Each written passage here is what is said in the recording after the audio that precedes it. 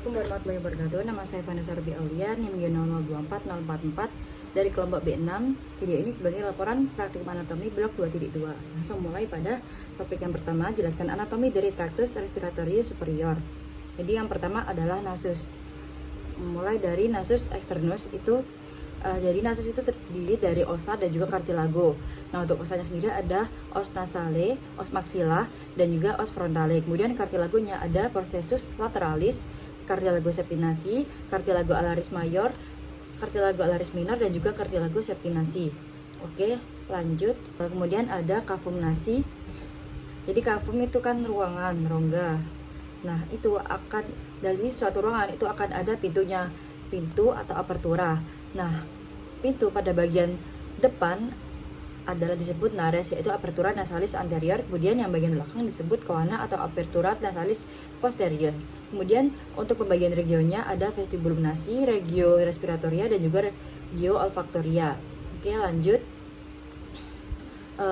Untuk septum nasi, jadi bagian-bagian penting itu ada cartilago septinasi, vomer, lamina, perpendicularis os ethmoidalis, kemudian spina nasalis os frontale, os nasale, crista nasalis os maxilla, dan juga os palatinum.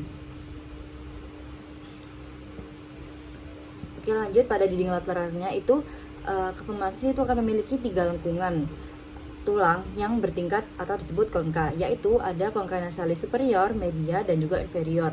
Konka nasalis itu akan membagi cavum nasi menjadi 4 saluran udara, yaitu recessus sphenoethmoidalis, kemudian meatus nasi superior, media, dan juga inferior. Ini untuk tampak lateralnya.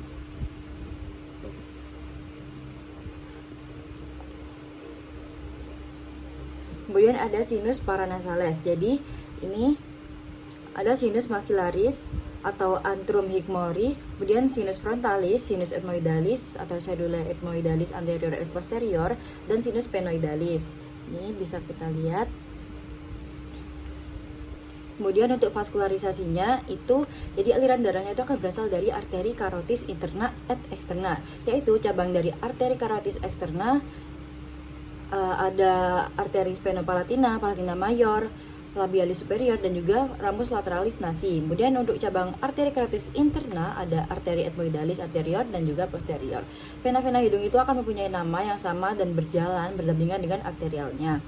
Kemudian untuk inervasinya, untuk sensori penciuman itu adalah nervus olfactorius. Kemudian untuk sensori umum adalah cabang dari nervus ophthalmicus atau nervus 5 cabang 1. Itu ada nervus ethmoidalis anterior dan juga posterior.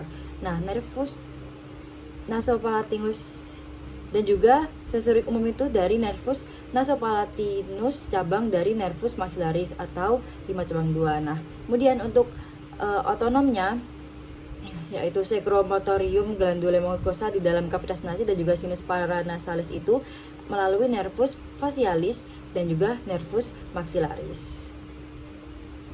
Oke, lanjut pada faring. Jadi faring ini akan dibagi menjadi tiga bagian. Ada yang nasofaring, orofaring, dan juga laryngofaring. Kemudian untuk nasofaring itu skletopisnya akan berada pada vertebrae cervical 1 sampai vertebrae cervical 2. Kemudian fungsinya sebagai respirasi. Nah, di situ ada beberapa bagian yang penting, yaitu coana, opte, tonsilla pharyngea atau adenoid, dan juga torus sebareus, torus levatorius, dan juga recessus pharyngeus. Kemudian untuk orofaring itu skletopisnya berada pada vertebrae cervicalis 2 sampai 3. Kemudian fungsinya sebagai pencernaan, dan bangunan pentingnya ada isthmus faucium, arcus palatoglossus, arcus palatopharyngeus, fossa tonsillaris, dan juga tonsilla palatina. Lanjut, laryngofaring sekretopisnya pada vertebrae cervicalis 3 sampai 5. Di situ ada fossa piriformis, aditus laryngis.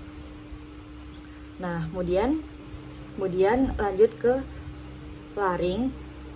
Jadi pada laring itu ada skeletonnya, kerangkanya itu disusun oleh cartilago, beberapa cartilago, yaitu mulai dari cartilago thyroidea, cricoidea, epiglottis, arytenoidea, cordiculata, cuneiformis, dan triticea.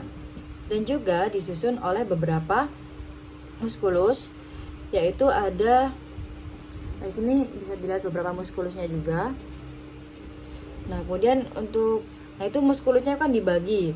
Ada yang fungsinya sebagai depresor dan juga levator.